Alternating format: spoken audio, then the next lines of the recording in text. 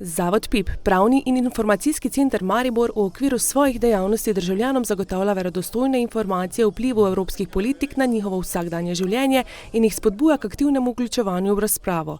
Pripravili so projekt Evropa na našem pragu. Peljemo občanom v njihovo okolje informacije o tem, kako deluje Evropska unija in jih tudi vprašamo, kakšno je njihovo mnenje o tem, kako deluje in kako naj bi v prihodnje delovala Evropska unija. Vemo, da smo v času, ko Evropska unija izvaja premislek o tem, kako se naj v prihodnje razvija in je to, kaj menijo državljani in državljanke za inštitucije Evropske unije, torej Evropsko komisijo in Evropski parlament, zelo pomembno. Poleg informiranja zbirajo tudi mnenja, ideje in odzive občanov.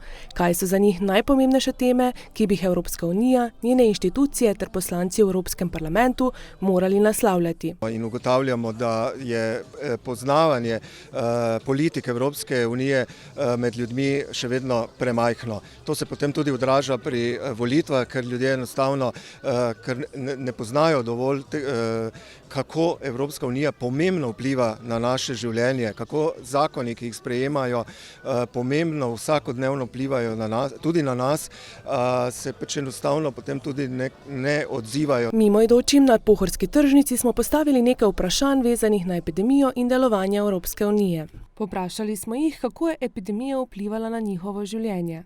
Tako da glede dela, jaz sem delala ves čas v teh pogojih, se je pa spremenilo doma, ker so bile obe hčerke doma, ker nista bili v šoli, vendar je, hvala Bogu, imel mož to možnost, da je bil z njimi.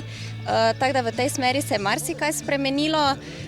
Potem spremenilo se je tudi, kar se tiče potovanj, da smo bili kar prikrajšani za nekaj potovanj, ampak bomo vse nadomestili. Dan je bil enak dnevu, ne? Poslušaj, to je bilo najhujše, da smo bili se morili pa matrali doma v totih. Tako da to je bilo grozno. Na moje slabo. Slabo. Ja, zato, ker so pač take predostrožnosti, ki jih pač moraš držati, ne? Je pa drugi problem.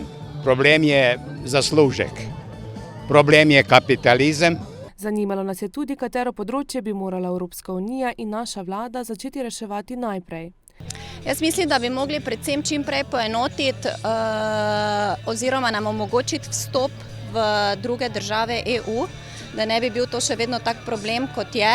Vidite, da največji problem je bil turizem, ne? Turizem, gostinstvo, pa to, kar je najbolj utrpelo zadeva, ostalo tako laufalo, ne? Koliko toliko, ne? Naslednje vprašanje je bilo, ali podpirajo idejo o uvedbi evropske minimalne plače, ki bi veljala v vseh državah članicah Evropske unije. Najnižji sloji, ki dejansko so zdaj zelo bili prizadeti, oziroma kot sem videla na TV, tudi dodatki so bili zelo prikrajšani glede teh dodatkov. Jaz mislim, da bi bilo to dobro, da bi za nas se to v bistvu bi sam pozitivno to vplivalo. Na vsak način, normalno, da bi bilo to ne bilo slaba verzija, da bi bila poprečnina neka normalna, ker na vse zadnje, če gledamo, ne, da naši ljudje, večina naših ljudi, dobrih delavcev, tako šlo v Avstrijo, dela zato, ker pač imajo znatno više plače, ne.